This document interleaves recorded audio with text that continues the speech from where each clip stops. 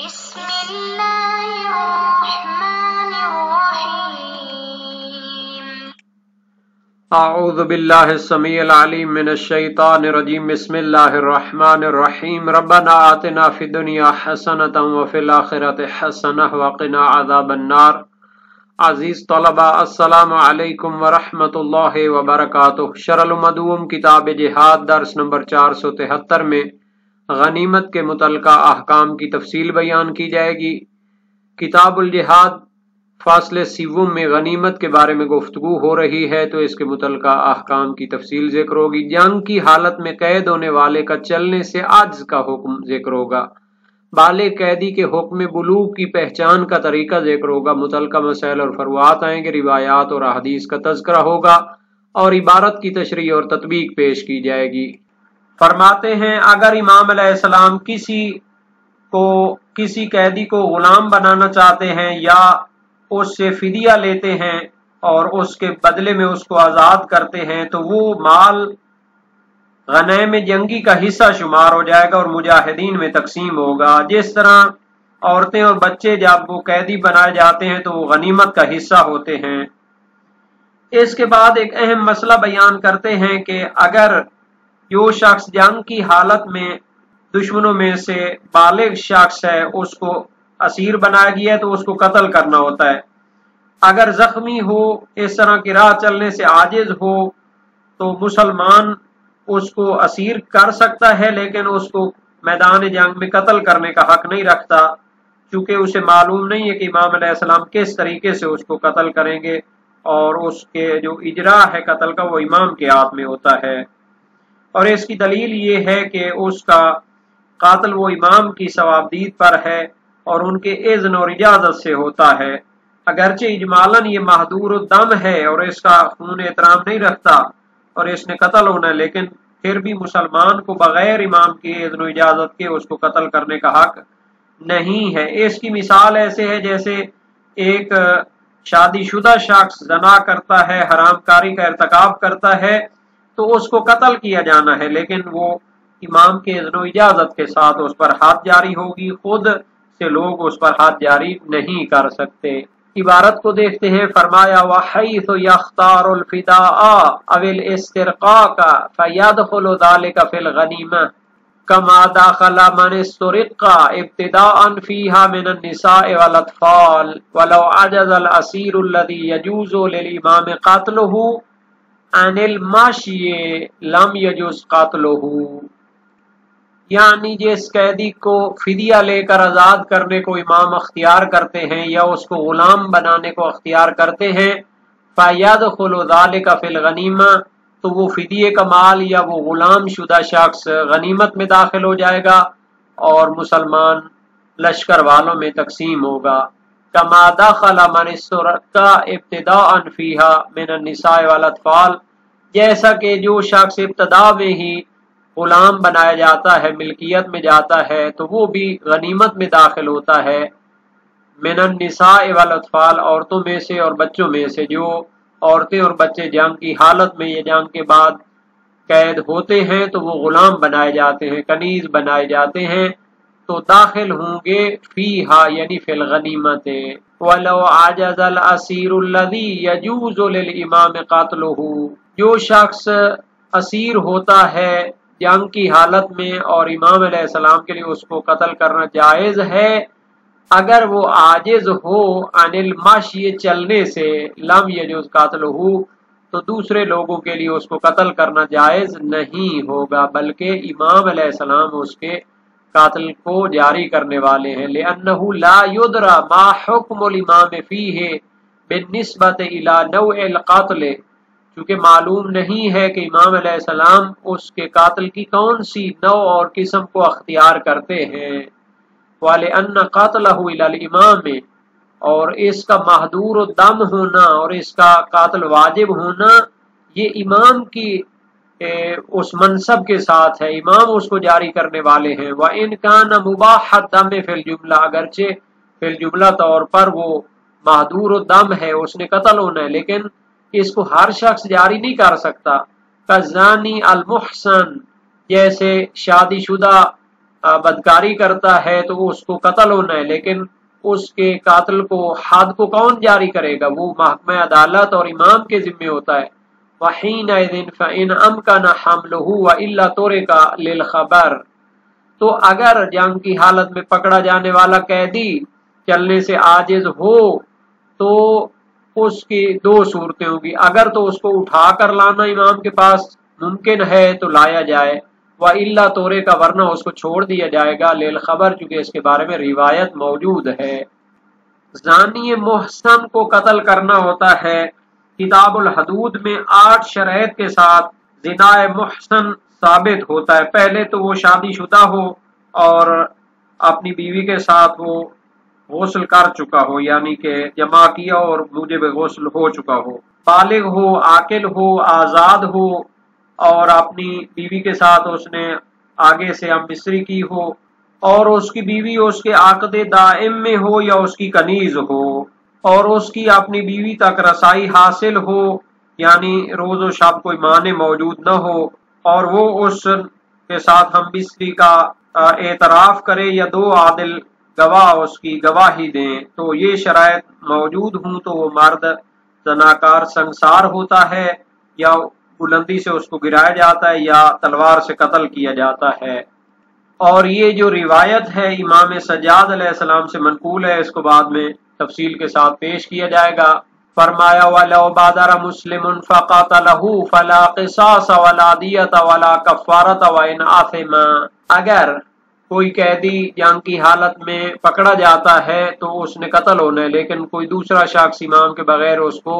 قتل نہیں کر سکتا، بلکہ اس کو امام کے پاس لایا جائے گا۔ اگر وہ چلنے سے عاجز ہے تو پھر بھی اس کو دوسرا شخص قتل نہیں کر سکتا، بلکہ اگر اٹھا کر لا سکتے ہیں تو ٹھیک ہے، نہیں تو اس کو وہیں پر چھوڑ دیا جائے گا۔ اب ایک مسئلہ ہے کہ اگر کوئی مسلمان اس کو جلدی سے قتل کر دیتا ہے، فلا قصاص ولا دیۃ، تو اس مسلمان پر قصاص بھی نہیں ہوگا کہ اس کو بدلے میں قتل کیا جائے، اور دیت بھی واجب نہیں ہوگی،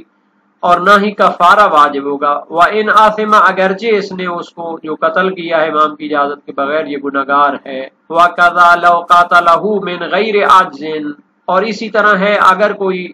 شخص جنگ کی حالت میں پکڑا جاتا ہے تو اس کو بے شک چلنے سے عاجزی نہ ہو تو اس کو امام کے پاس لے آنا ہے، لیکن اگر کوئی اس کو قتل کرتا ہے مسلمان تو قصاص، دیت اور کفارہ نہیں ہوگا، لیکن گناہگار شمار ہوگا اپنی جگہ۔ وَيُعْتَبَرُ الْبُلُوغُ بِالْإِنْبَاطِ لِتَعَذُّرِ الْعِلْمِ بِغَيْرِهِ مِنَ الْعَلَامَاتِ غَالِبًا وَإِلَّا فَلَوْ اتَّفَقَ الْعِلْمُ بِهِ بِهَا كَفَى۔ اس بحث میں بیان کرنا چاہتے ہیں، چونکہ کہا گیا کہ اگر جنگ میں دشمنوں میں سے بالغ مرد اسیر ہوتا ہے تو اس نے قتل ہونا ہے، تو یہ بلوغ کی جو علامات ہیں وہ پہلے بیان ہوئی ہیں مختلف جگہوں پر، کتاب صوم روزے کی بات میں بھی بیان ہوئی ہیں۔ ایک تو ہے کہ مرد کی اگلی شرمگاہ کے اوپر والے حصے پر بال کا اگنا، اور بلوغ کو معلوم کرنے کے لیے اس جگہ کو دیکھنا بھی جائز ہوتا ہے، جیسا کہ کتاب صوم یعنی روزے میں 15ویں مسئلے میں بیان کیا گیا ہے۔ اور دوسرا معیار عمر ہوتی ہے، 15 سال بچے کے مکمل ہو جائیں تو پھر وہ بالغ ہوتا ہے۔ اور تیسرا ہے احتلام اور منی کا خارج ہونا، چاہے وہ جماع کے ذریعے ہو یا جماع کے ذریعے نہ ہو، نیند میں ہو یا بیداری کی حالت میں ہو۔ تو شہید اول فرماتے ہیں کہ یہاں پر اس شخص کا بالغ ہونے کا معلوم ہونا اس کی پہلی نشانی کے ذریعے ہے، یعنی اس کے اگلی شرمگاہ کے اوپر اگر سخت بال ہیں تو وہ بالغ شمار ہوگا، کیونکہ دوسرے 2 طریقے جو ہیں ان کے ذریعے وہ مشکل ہے اس کو بالغ ثابت کرنا، اس کے عمر کے ذریعے ثابت کرنا، تو اس کے لیے 2 عادل گواہ ہونے چاہیے یا لوگوں میں مشہور ہونا چاہیے، یا وہ خود اقرار کرے، تو یہ چیزیں مشکل ہو جاتی ہیں اور اس کا اقرار بھی وہ ثابت نہیں ہوتا، کتاب صوم میں بیان کیا جا چکا ہے۔ اور اس کی عمر کے بارے میں جو طریقے ہیں وہ اتنی آسانی سے پیدا نہیں ہوتے، لیکن یہی سب سے آسان طریقہ ہے کہ اس کے اگلی شرمگاہ کے اوپر والے حصے میں اگر سخت بال اگ چکے ہیں تو اس کو دیکھ کر ہی اس کو بالغ شمار کیا جا سکتا ہے۔ فرمایا یعتبر البلوغ بالانباط، یعنی اس کا بالغ ہونا معلوم ہوگا बेलिम्बात अगली शर्मगाह के ऊपर वाले हिस्से में बालों सख्त बालों के उगने से मालूम होगा। लेताअज़्ज़ुरिल इल्म बिग़ैरिही मिनल अलामात गालिबन, क्योंकि दूसरी अलामात के जरिए उसके बालिग होने को मालूम करना मुश्किल है गालिबन, क्योंकि उसकी उम्र को साबित करना है तो उसके लिए दो आदिल गवाह कहाँ से लाएं या जो शोहरत है वो कहाँ से साबित हो, और उसका इकरार और एतराफ भी मोतबर नहीं है। व इल्ला फलो इत्तफ़क़ल इल्मु बिही बिहा, लेकिन अगर दूसरी अलामात के जरिए उसके बलूग का इल्म हो जाए कफा तो काफी है वही। वकज़ा युक़बलु इक़रारुहु बिल इह्तिलाम का गैरिही वलो इद्दआ अल सीरु इस्तिजाल इम्बातिही बिद्दवाए फल अक़रब वल क़बूलु लिशुबहति दारिअति लिल क़त्ल। फरमाते हैं इसी तरह उसका इह्तिलाम का इकरार करना भी कबूल होगा जिस तरह के उसके दूसरे इकरार और एतराफ कबूल होते हैं। इकरार उक़लाए अला अनफुसिहिम जायज़, के आकिल शख्स का अपने ऊपर इकरार करना वो नाफिज होता है। वलो इद्दाअल सीरो, अगर कैदी दावा करता है इस्तिजाल इम्बातिही बिद्दवाए, के उसकी शर्मगाह के ऊपर वाले हिस्से पर जल्दी बाल उग आए हैं, कोई दवाई वगैरह इस्तेमाल की है, फल अक़रब वल क़बूल, तो करीब तर नजरिया ये है कि उसके इस दावे को कबूल किया जाए। ले शुबहते, चूंकि शुबह पाया जाता है अद्दारिअते लिल क़त्ल, जो उसके कातिल को दूर करता है। चूंकि किताब हुदूद में बयान किया जाता है कि अगर हद जारी करने के सिलसिले में कोई शुबह मौजूद हो जो कातिल के माने हो तो उस शुबे का फायदा उस को दिया जाएगा जिस पर हद जारी होनी है। क्योंकि एक रिवायत मौजूद है या इस तरह कायदा फ़िकी मौजूद है कि इन्नल हुदूद तुदरअ बिश्शुबहात, के हुदूद शुबहे की वजह से दूर की जाती हैं। तो चूंकि उसने ऐसा दावा किया है कि मुमकिन है कि ये जो सख्त बाल इसके उगाए हैं उसने कोई दवाई वगैरह इस्तेमाल की हो, इस वजह से अभी वो बालिग नहीं हुआ लेकिन ये बाल पहले ही उगाए हैं, तो इस शुबे की वजह से उसको कातिल करने से बचत हो जाएगी। जंग की हालत में अगर कोई कैद होता है आकिल बालिग तो उसको कत्ल करने का हुक्म होता है, मगर ये कि वो मुसलमान हो जाए तो फिर उसको कातिल करना साकित है और इमाम को उसको गुलाम बनाने या उस पर एहसान करके छोड़ने या फिदिया लेके छोड़ने का अख्तियार होता है। तो इसमें इख्तलाफ है कि जब उसको कातिल करना साकित है, जब उसने कलमा पढ़ लिया तो वो कत्ल तो नहीं होगा। अब इमाम को तीन चीजों में अख्तियार हासिल है। ये शेख तूसी का नजरिया है। इस तरह वो रिवायात के दरमियान जमबंदी करना चाहते हैं। एक तो ज़ुहरी की रिवायत है इमाम सजाद अलैहिस्सलाम से, अल असीर इज़ा अस्लम फ़क़द हुकिन दमुहु व सारा फ़ैआ, वसैल शिया बाब 23 अबवाब जिहादुल अदू में है। असीर जंगी कैदी जब मुसलमान हो जाए तो उसका खून महफूज है और वो गनीमत में दाखिल होगा। और एक मुरसला रिवायत है मुंताल मतलब फी तहकीक मज़हब में अल्लामा हिली ने नाकल की है, अन्ना नबी फादा असीरन असलम बिरजुलैन, यानी के सुनन बैहकी जिल्द 9 सफ़ा 72 में है कि नबी अकरम ने एक असीर से फिदिया लिया जो मुसलमान हो चुका था और उसके बदले में 2 मर्द जो है गुलामों को उन्होंने खरीदा। तो पहली रिवायत उसके गुलाम बनाने पर दलील है, दूसरी फिदिया लेने पर दलील है। साहिब जवाहिर ने भी फरमाया है, अगरचे कि हम इस नजरिए के कायल को नहीं जानते मगर ये नजरिया मौजूद है कि उस पर बतरी के तायीन उस पर एहसान करते उसको छोड़ना वाजिब है, चूंकि उसको गुलाम बनाने या फिदिया लेने की दलील मौजूद नहीं और जो रिवायात पेश की जाती हैं वो हुज्जियत की शराइत नहीं रखती। और अगर जंग बंद होने के बाद वो कैदी हो तो तलहा बिन जैद की रिवायत है इमाम सादिक अलैहिस्सलाम से कि उस सूरत में उसको कातिल नहीं किया जाएगा बल्कि वो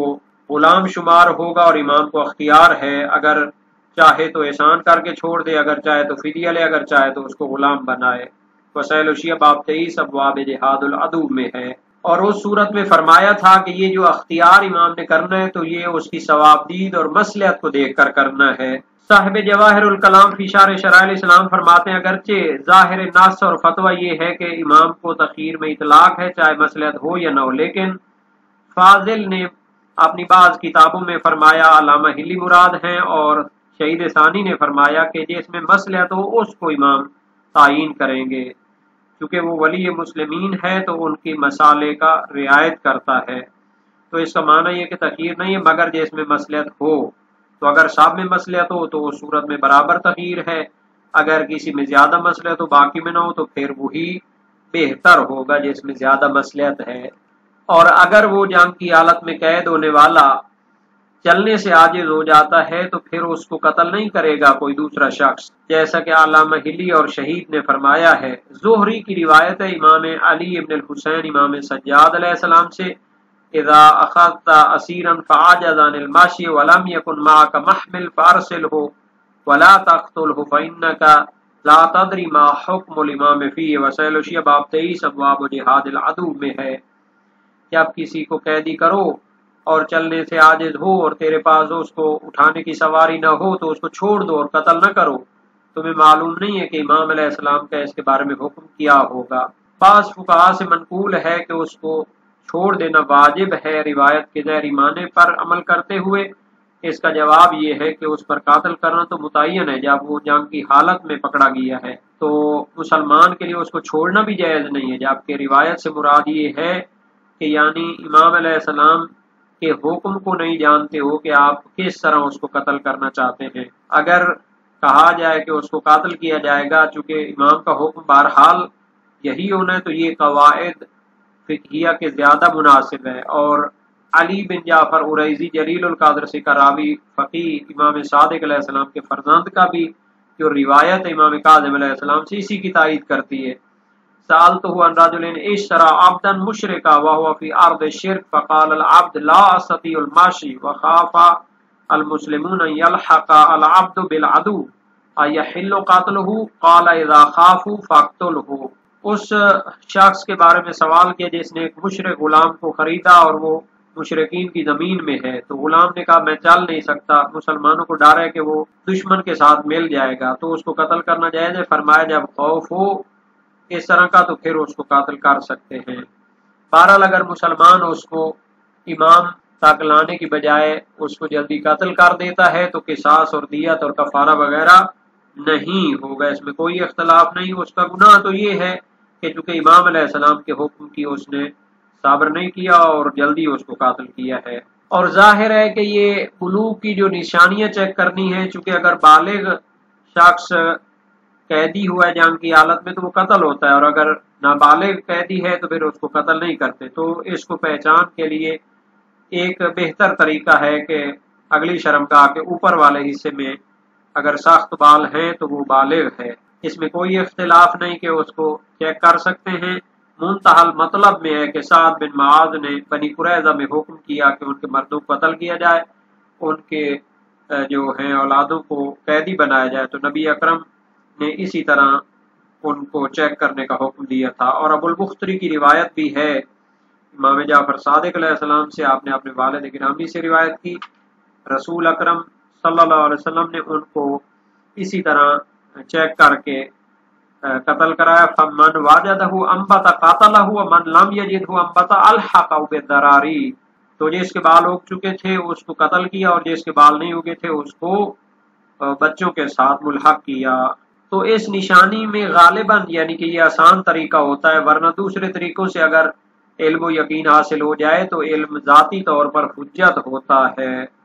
اس کی حجیت کو چیلنج نہیں کیا جا سکتا۔